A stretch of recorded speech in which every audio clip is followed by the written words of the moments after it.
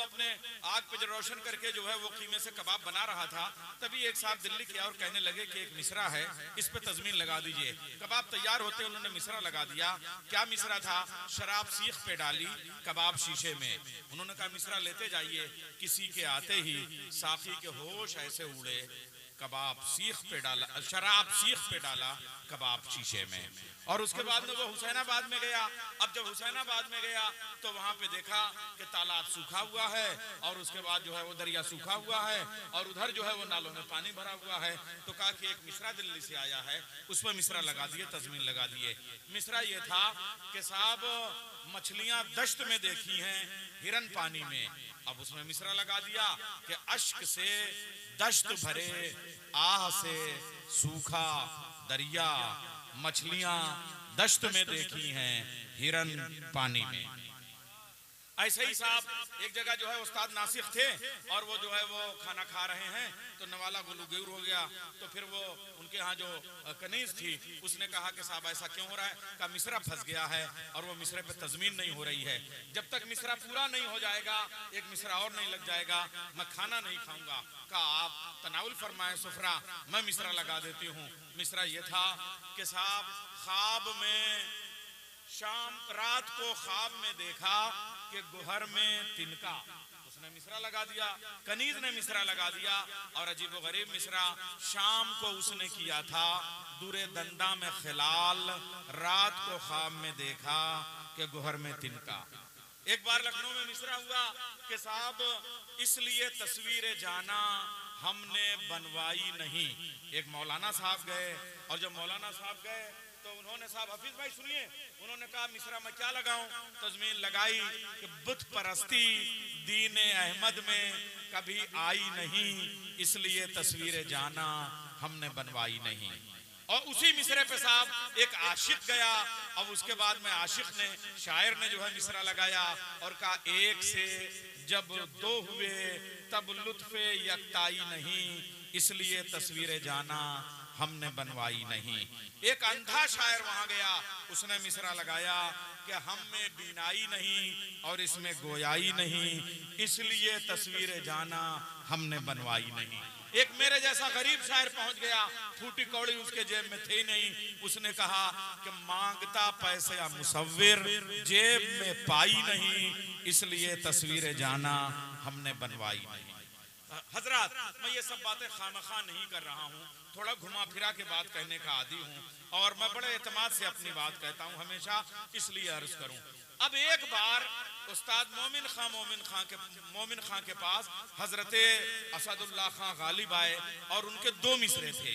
एक शेर था, कहा मोमिन अपना ये शेर दे दो, मेरा पूरा दीवान ले लो। और वो शेर था कि तुम मेरे पास होते हो गोया जब कोई दूसरा नहीं होता। लेकिन मोमिन के दो मिसरे तो थे। आपने जिस शायर का जश्न किया है डॉक्टर अंजुम बाराबंकवी, इसके सिर्फ एक मिसरे पे हमारे मुशायरे के बड़े शायर ने अपनी जिंदगी भर की शायरी कुर्बान करने का माइक से ऐलान किया था और उस शख्स का नाम है डॉक्टर मेराज फैजाबादी। और वो शेर था पहले अल्लामा इकबाल का, खुदी को कर बुलंद इतना कि हर तकदीर से पहले खुदा बंदे से खुद पूछे बता तेरी रजा क्या है। 40 साल तक मुशायरों से इस शेर को कोट करते रहे हजरत डॉक्टर मेराज फैजाबादी। लेकिन एक मुशायरे में जब उन्होंने डॉक्टर अंजुम बाराबंकवी से, कितने बड़े शायर का आपने जश्न किया है, आज मैं ये साबित करना चाहता हूँ। उस पे एक मिसरा सुना, तजमीन सुनी, जिसे आप गिरा कहते हैं, तो उन्होंने कहा काश अल्लाह मुझे ये मिसरा देता तो मैं जिंदगी भर की शायरी इस एक मिसरे पे कुर्बान कर देता। अगर ताइफ का जैसा वाकया फिर हो तो मुमकिन है खुदा बंदे से खुद पूछे बता तेरी रजा क्या है। आइए, ऐसी तजमीन करने वाले शायर जिसका जश्न आपने मनाया है उसे कहते हैं डॉक्टर अंजुम बाराबंकवी। बच्चों अपनी जगह खड़े होकर जोरदार तालियां बजाओ, साहिब जश्न को मदद। खड़े हो जाओ, फिर बैठ जाना। हाँ हाँ, खड़े होकर तालियां बजाओ। हाँ हाँ, शाबाश शाबाश डॉक्टर। अब बैठ जाओ जैसे उठे ही नहीं थे, और ऐसे चुप रहना जैसे बोले ही नहीं थे। हाँ, साहिब जश्न।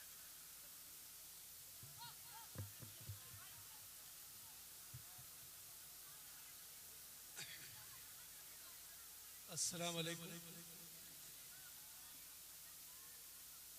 रात के इस हिस्से में सलाम करने के लिए और आपका शुक्रिया अदा करने के लिए हाजिर हुआ। बेटा 5-10 मिनट अब नहीं, अब सिर्फ हमारी तरफ देखें और स्टेज की तरफ देखें।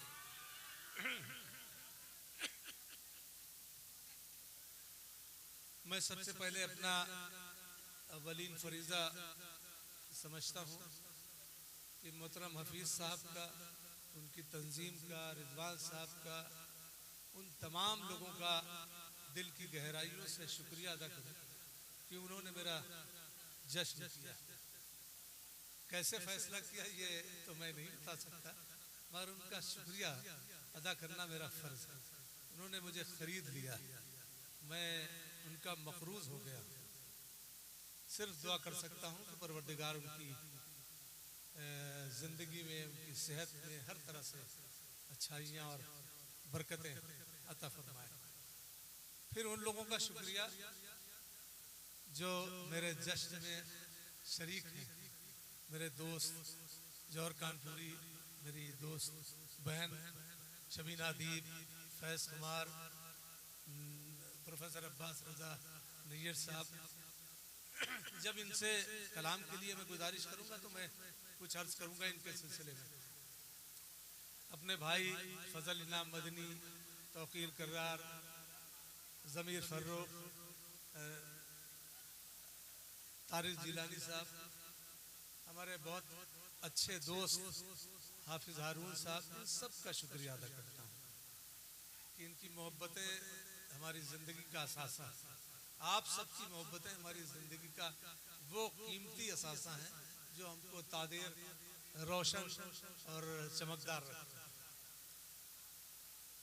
बीच बीच में मैं आपसे गुफ्तगू करता रहूँगा जितनी देर भी आपके दरमियान हूँ। एक फिल्म थी मुग़ल आज़म, उसमें एक किरदार सलीम का है, और जब बनारकली वहाँ लाई जाती है जंग के मैदान में, तो वो ऐलान करते हैं कि सलीम बग़ैर जंग के जीत गया।